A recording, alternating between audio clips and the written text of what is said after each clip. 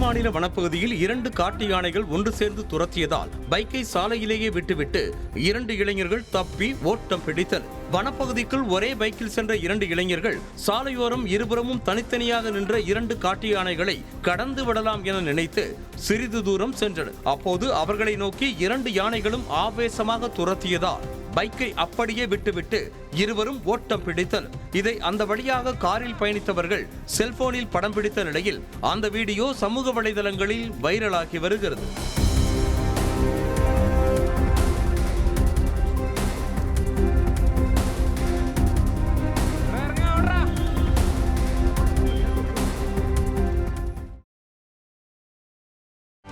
செய்திகளை உடனுக்குடனும் துல்லியமாகவும் தெரிந்து கொள்ள சப்ஸ்கிரைப் பண்ணுங்க.